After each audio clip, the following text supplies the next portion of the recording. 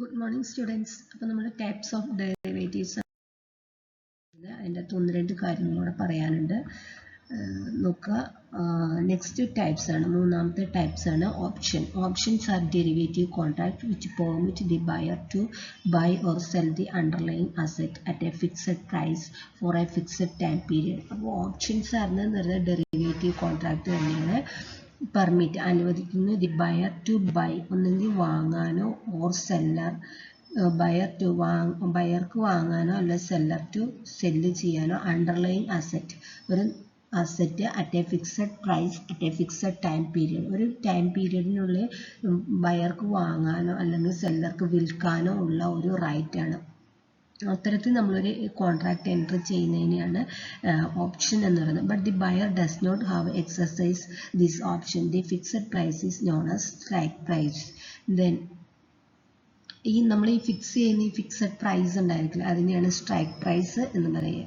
നമ്മൾ ഒരു price fix ചെയ്യുന്നുണ്ടായിരിക്കും, ഇത്ര രൂപയ്ക്ക് ഇന്ന സാധനം വാങ്ങാമെന്ന് പറഞ്ഞിട്ട്. ഫോർ എക്സാമ്പിൾ പറയുകയാണെങ്കിൽ ഇപ്പോൾ നമ്മളൊരു ഹൗസ് ഇത്ര രൂപയ്ക്ക് ഇത്ര ടൈമിനുള്ളിൽ വാങ്ങിക്കോളാം എന്ന് പറഞ്ഞിട്ട് ഒരു എഗ്രിമെൻറ്റ് ചെയ്യുകയാണെങ്കിൽ ആ ഹൗസാണ് അണ്ടർലൈങ് അസെറ്റ്. 10 lakh ആണ് പറയുന്നതെങ്കിൽ fixed price is strike price. Fixed time 6 months-നുള്ളിലാണെങ്കിൽ 6 months is the time period. That's a option contract, derivative contract. Buyer to buy വാങ്ങുന്നതിനോ, സെല്ലർ ഓർ സെൽ വിൽക്കുന്നതിനോ underline asset at a fixed price, that's a strike price എന്ന് പറയുന്നത് for a fixed time period. Okay, that's a option. Option contract is the most important part of derivative contract. An option contract gives the right but not an obligation to buy or sell the underlying asset. Option contract ഒരിക്കലും right ഉണ്ടായിരിക്കും, but not an obligation. ഒരു right ഉണ്ടായിരിക്കും, നമുക്ക് അവകാശം ഉണ്ടായിരിക്കും ആ സാധനം വാങ്ങാം, പക്ഷെ നമ്മുടെ മേലെ ഒരു ഒബ്ലിഗേഷൻ, കടപ്പാട് ഉണ്ടാകുക അല്ലെങ്കിൽ നമുക്കൊരു ബാധ്യത ഉണ്ടാക്കുന്നുണ്ടായിരിക്കില്ല. ഫോർ എക്സാമ്പിൾ പറയുകയാണെങ്കിൽ ഇപ്പം നമ്മൾ പറഞ്ഞ എക്സാമ്പിൾ ഹൗസ് പ്രോപ്പർട്ടി സെയിൽ ചെയ്യാൻ വേണ്ടിയിട്ട് ഇപ്പം ഞാനും നാദിലും തമ്മിൽ നാദിലിൻ്റെ ഒരു വീട് വാങ്ങാമെന്നും പറഞ്ഞിട്ട് ഒരു എഗ്രിമെൻറ്റ് വെച്ചിട്ടുണ്ട് 6 മാസത്തിനുള്ളിൽ. അവിടെ എനിക്ക് ആ ഒരു എഗ്രിമെൻറ്റ് വെച്ച് കഴിഞ്ഞാൽ നമ്മളൊരു അഡ്വാൻസ്, സപ്പോസ് ഒരു അഡ്വാൻസ് എമൗണ്ട് കൊടുത്തിട്ട് എഗ്രിമെൻറ്റ് വെച്ച് കഴിഞ്ഞാൽ എനിക്ക് എന്തുണ്ട്, അവകാശമുണ്ട് ആ ഹൗസ് വാങ്ങാം. പക്ഷെ എനിക്ക് വാങ്ങാണ്ടിരിക്കുകയും ചെയ്തുകൂടെ, എനിക്കതിൽ നിന്ന് വേണമെങ്കിൽ പിന്മാറിയ കൂടെ ഇല്ല. പിന്മാറിയെന്ന് വിചാരിച്ചിട്ട് നാദിൽ നിന്ന് ഒരിക്കലും കേസ് ഫയൽ ചെയ്യാനോ കേസ് ഒന്നും ചെയ്യാനുള്ള അവകാശം ഉണ്ടായിട്ടില്ല. ദാറ്റ് മീൻസ് എനിക്കൊരു ഒബ്ലിഗേഷൻ ഇല്ല, ആ പ്രോപ്പർട്ടി വാങ്ങണം എന്നുള്ള ഒരു കടപ്പാട് അല്ലെങ്കിൽ എനിക്കതിനകത്ത് ഒരു റെസ്പോൺസിബിലിറ്റി ഉണ്ടാകുന്നില്ല, പക്ഷെ എനിക്ക് എന്തുണ്ട്, അവകാശമുണ്ട്. അതാണ് ഓപ്ഷൻ കോൺട്രാക്റ്റിൻ്റെ പ്രത്യേകത. Option is the most important part of derivative contract. And option contract give the right but not an obligation to buy or sell the underlying asset.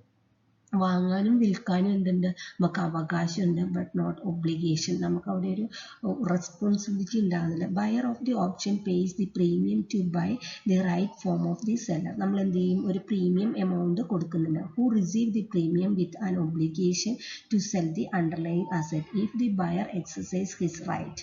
അപ്പം നമ്മൾ നമ്മുടെ അവകാശം നമ്മൾ നടപ്പിലാക്കുകയാണെങ്കിൽ, ഇവിടെ ഒരു കാര്യം ശ്രദ്ധിക്കുക, പക്ഷെ ഒബ്ലിഗേഷൻ ക്രിയേറ്റ് ചെയ്യും എപ്പം മാത്രമാണ്, ഞാനിപ്പോൾ നാദലിനോട് പറയുകയാണ് ഞാനിത് വാങ്ങുകയാണ്, ഞാൻ എൻ്റെ റൈറ്റ് അവകാശം നടപ്പിലാക്കി കഴിഞ്ഞാൽ നാദലിന് എന്തുണ്ട്, there is an existing obligation. അതാണ് പറയുന്നത്. Buyer of the premium to buy the right from the seller who receive the premium with an obligation to sell the underlying asset if the buyer exercise his right.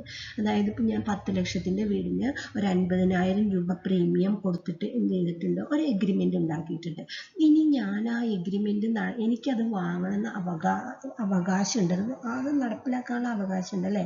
അതിൽ എനിക്ക് വീട് തന്നേ പറ്റുള്ളൂ, ഞാൻ cash കൊണ്ട്, ഞാൻ 10 ലക്ഷം കൊണ്ട് വരികയാണ്. ദാറ്റ് മീൻസ് ബയർ, ആരാണ് വാങ്ങുന്നയാൾ, ഞാൻ. ബയർ എക്സർസൈസ് ഹിസ് റൈറ്റ്, എൻ്റെ അവകാശം ഞാൻ നടപ്പിലാക്കുകയാണെങ്കിൽ അതിന് എന്തുണ്ട്, ഒബ്ലിഗേഷൻ ഉണ്ട്. എന്ത് ചെയ്യണം, ആ വീട് കടപ്പാടുണ്ട് അല്ലേ, അല്ലെങ്കിൽ റെസ്പോൺസിബിലിറ്റി ഉണ്ട്, എനിക്കത് തരണം അല്ലേ. ഇനി ഞാനത് നടപ്പിലാക്കുന്നില്ലെങ്കിൽ എന്ത് ചെയ്യാം, ദർ ഈസ് നോ ഒബ്ലിഗേഷൻ. അപ്പോൾ റൈറ്റ് നടപ്പിലാക്കിയാൽ മാത്രമാണ് ഒബ്ലിഗേഷൻ ക്രിയേറ്റ് ചെയ്യുക, അല്ലാണ്ട് ഒബ്ലിഗേഷൻ ഒന്നുമില്ല. Option can be traded in both OTC market and exchange traded market. Option can be divided into 2, call option and put option. Actually it's a bet in the bearish market നടക്കുന്ന ഒരു ബെറ്റാണ് എന്തെന്ന് പറയുന്ന option. Put option and call option. While put option is a contract, give investors the two type of option ആണുള്ളതെന്ന് ഞാൻ പറഞ്ഞു കഴിഞ്ഞാൽ put option ഉം call option. While a put option is ഇത് വേണമെങ്കിൽ നിങ്ങൾക്ക് ഒരു ഹെഡിങ് കൊടുക്കാം കേട്ടോ, ക്ലാസിഫിക്കേഷൻ ഓഫ് ഓപ്ഷൻ എന്നുള്ളത് put option ഉം call option ആണ്. While a put option is a contract that give the investor the right to sell share at a later time at a specified time. Put option ആണെങ്കിൽ contract give the investor, വിൽക്കുന്ന investor deposit ചെയ്യുന്ന right to sell, വിൽക്കാനുള്ള അവകാശം ഉണ്ടായിരിക്കും later ടൈമിൽ. A call option is a contract that give the investor to right to buy shares later ആണ്.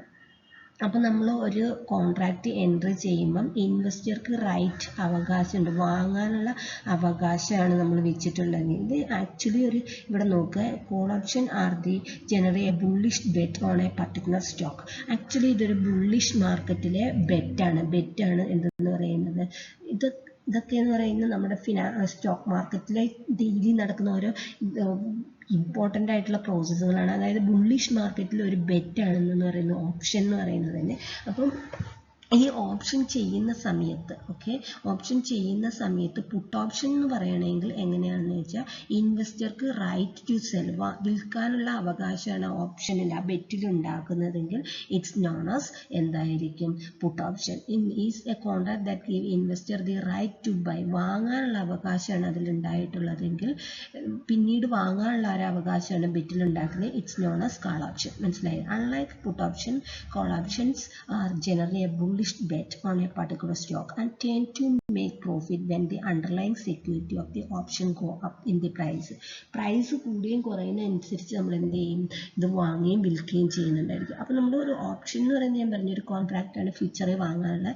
അതിൽ നമുക്ക് ഇൻവെസ്റ്റർക്ക് നമ്മൾ റൈറ്റ് ടു സെല്ല്, വിൽക്കാനുള്ള ഫ്യൂച്ചറിൽ വിൽക്കാനുള്ള ഒരു അവകാശമാണ് നമ്മൾ ഉണ്ടാക്കി വെക്കുന്നതെങ്കിൽ ഇറ്റ്സ് പുട്ട് ഓപ്ഷൻ.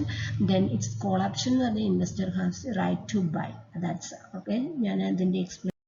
അപ്പോൾ നമ്മൾ കോൾ ഓപ്ഷനും പുട്ട് ഓപ്ഷനും പറഞ്ഞുകൊണ്ട് നിന്നത്. അപ്പോൾ നമുക്ക് കോൾ ഓപ്ഷൻ എന്താണെന്നൊന്ന് ഡീറ്റെയിൽ ആയിട്ട് നോക്കാം. A call option are a contract, it's a contract തന്നെയാവുന്നു ദാറ്റ് ഗിവൺ ദി ഓണർക്ക്, അതായത് ഇൻവെസ്റ്റർ റൈറ്റ് ടു ബൈ, വാങ്ങാമെന്ന് പറഞ്ഞിട്ട് ചെയ്യുന്ന എഗ്രിമെൻ്റ് ആണ്. Underline asset in future at agreed price, ഒരു എഗ്രി ചെയ്ത പ്രൈസ് അല്ലേ, ആ പ്രൈസിനായിരിക്കും നമ്മൾ വാങ്ങുന്നത് ഫ്യൂച്ചർ ഡേറ്റിൽ. You would buy a call if you believed that the underlying asset were likely to increase in price over a given period of time. അതായത് ഇനി വരാൻ പോകുന്ന സമയത്ത് ഇതിൻ്റെ പ്രൈസ് കൂടുമെന്നുള്ള ഒരു അസംഷനിലാണ് നമ്മൾ വാങ്ങുന്നത്. Call have an expiration date, ഒരു എക്സ്പയറി ഡേറ്റ് ഉണ്ടായിരിക്കും. ദാറ്റ് മീൻസ് നമ്മൾ പറഞ്ഞ എക്സാമ്പിളാണ് ഹൗസ് പ്രോപ്പർട്ടി 6 മാസത്തിനുള്ളിൽ വാങ്ങാമെന്ന് പറഞ്ഞപ്പോൾ ജൂൺ 30th ആണ് നമ്മൾ പറഞ്ഞിട്ടുള്ള 6 മാസം കംപ്ലീറ്റ് ആകുന്നെങ്കിൽ ആ ജൂൺ 30th ആയിട്ട് expiration date. Depending upon the terms of the contract അനുസരിച്ച് underlying asset can be bought any time prior to the expiration date.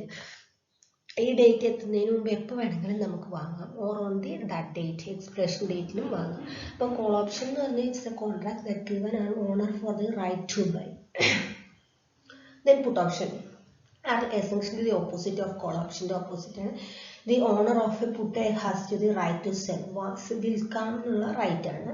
The underlying asset in future at a determined price, ഞാൻ വിറ്റോളാം, ഞാൻ തന്നോളാം എന്നുള്ള രീതിയിലായിരിക്കും ഇവിടെ agreement ചെയ്യുന്നത്. It's actually a bet ആണ്.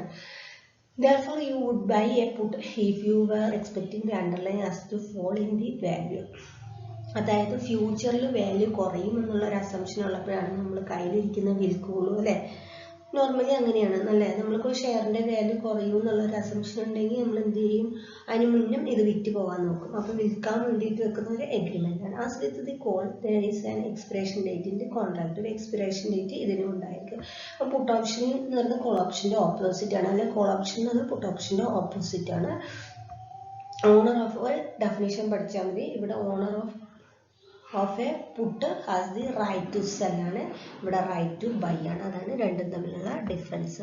റൈറ്റ് ടു സെല്ലും here right to sell, here right to buy ആണ്. ദാറ്റ് സെയിം ആണ്. Okay, that is the call ഓപ്ഷനും